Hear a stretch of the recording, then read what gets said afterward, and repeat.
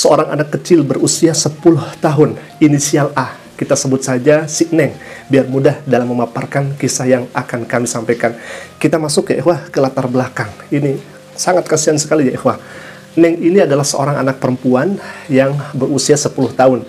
Ketika masih berumur sekitar 2 bulanan, orang tuanya yang beragama Nasrani itu, mereka bercerai. Setelah perpisahan itu, ibunya pergi ke Jakarta, ayahnya tinggal di Gorontalo.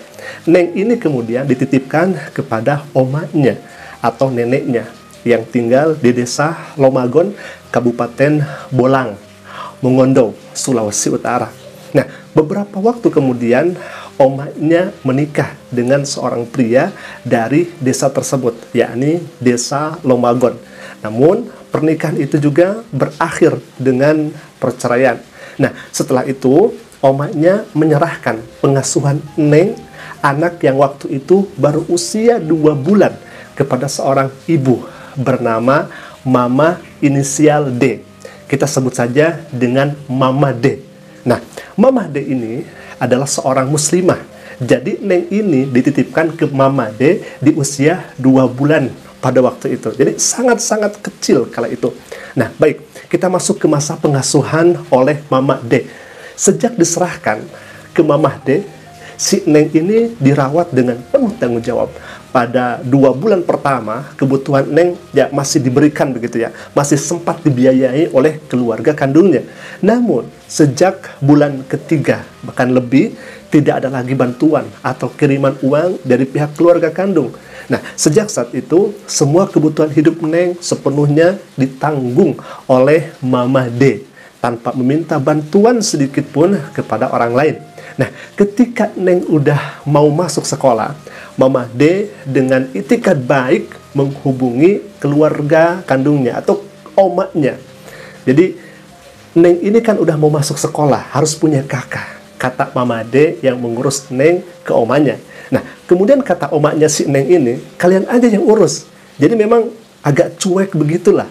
Nah, pada akhirnya Neng ini didaftarkan sebagai anggota keluarga dalam kartu keluarga atau KK milik pasangan Mama D dan suaminya Mama D, serta dinyatakan beragama Islam sesuai keyakinan keluarga angkatnya.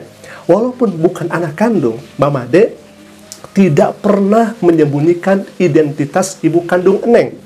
Bahkan, ibu kandungnya dulu sempat pernah berkomunikasi langsung dengan si Neng. Dan hubungannya itu diketahui dengan baik oleh pihak keluarga angkat. Jadi, memang sangat baik begitu ya keluarga angkatnya ini.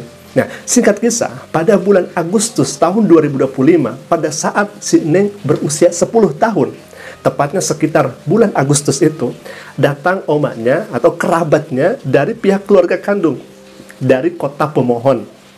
Nah, omanya si Neng menyampaikan bahwa opaknya si Neng itu sedang sakit keras dan ingin bertemu dengan si Neng. Atas dasar rasa kemanusiaan, atas dasar ya kasihan begitu ya, maka Mama D itu sangat percaya kepada keluarga kandungnya di sana dan mengizinkan anak tersebut dibawa untuk sementara waktu dengan janji akan dikembalikan dalam waktu 1 minggu. Namun setelah waktu yang dijanjikan, setelah waktu yang disepakati berlalu, si Neng tidak juga dikembalikan. Komunikasi pun menjadi sangat-sangat sulit dilakukan. Lalu kemudian muncullah kejanggalan dan permintaan tolong. Beberapa waktu kemudian, keluarga angkat mendapatkan kabar bahwa si Neng ini tampak berada di sebuah gereja, bahkan ikut dalam kegiatan di sana. Hal ini membuat keluarga angkat sangat-sangat cemas dan sangat khawatir, sebab sejak kecil si Neng ini diajarkan dengan ajaran muslimah. Seolah memang ini, mohon maaf ya, terkesan dibohongi begitu ya. Nah, tidak lama setelah itu, si Neng mengirim pesan chat kepada kakak angkatnya berisi permintaan tolong untuk dijemput dan dibawa pulang. Dalam pesannya, si Neng menulis bahwa ia tidak mau tinggal dengan omanya, dipaksa makan makanan yang bukan makanan halal, dan akan dimarahi bila menolak. Ini sangat kasihan ya, sangat-sangat kasihan. Bukti percakapannya juga itu beredar di media sosial Facebook, memperlihatkan bahwa anak tersebut benar-benar meminta pertolongan. Namun kakak angkatnya sempat dilarang membalas pesan itu karena khawatir pihak keluarga kandung mengetahui komunikasi mereka dan anak semakin ditekan, semacam ya bisa dikatakan diintimidasi begitu ya. Nah, setelah itu ada upaya penjemputan oleh keluarga angkat setelah beberapa kali menerima pesan permintaan tolong dari si Neng. Kemudian Mama D dan keluarga akhirnya menyewa mobil dan berangkat ke kota pemohon untuk menjemput anak tersebut. Mereka berusaha mencari keberadaan tempat di mana si Neng berada. Pertama, ke rumah opaknya yang sakit itu, kakeknya. Nah, kemudian dikatakan anak itu tidak ada di situ. Nah, keluarga angkatnya langsung kemana?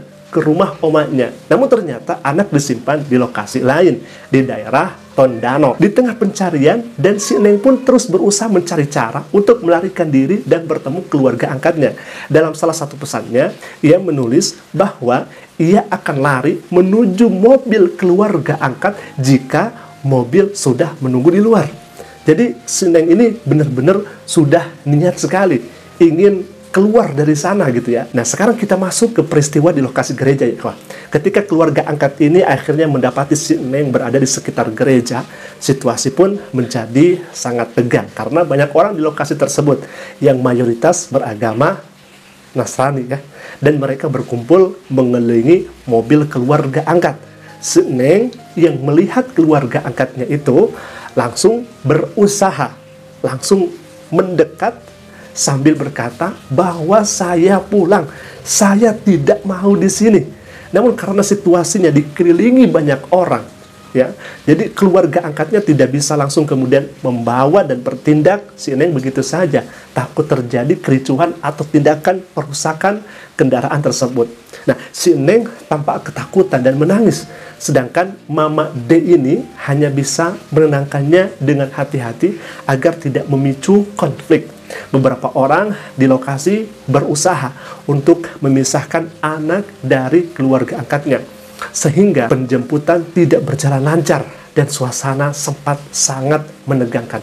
Nah, kesimpulan daripada kasus ini menggambarkan bahwa si Neng telah diasuh sejak bayi oleh Mama D dengan penuh kasih sayang dan tanggung jawab. Anak dibawa tanpa pengawasan jangka panjang oleh pihak keluarga kandung dengan alasan yang berbeda dari kenyataan.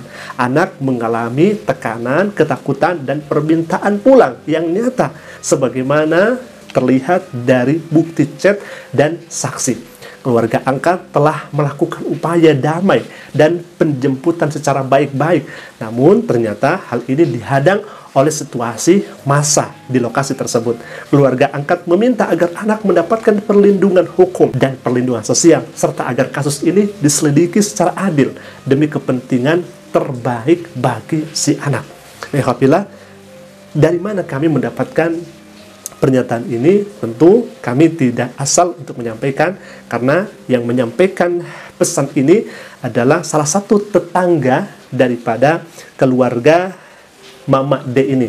Jadi kami diberikan video dari Yayasan Arimatea, kemudian semoga dengan speak up-nya kami menampilkan kisah ini, kita semua bisa bersama-sama untuk saling membantu supaya mendapatkan keadilan bagi si Neng ini yang kemudian sekarang masih dalam keadaan padahal janjinya cuma 1 minggu.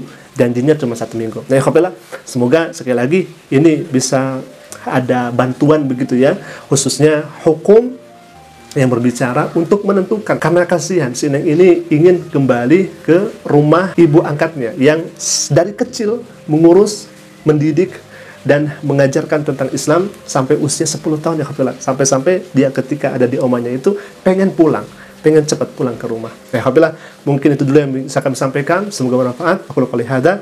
Jika bermanfaat, silahkan share sebanyak-banyaknya, alhamdulillah, supaya hal ini bisa kita maklum dan diketahui oleh kita semua. Aku qouli hadza lakum minni. Assalamualaikum warahmatullahi wabarakatuh.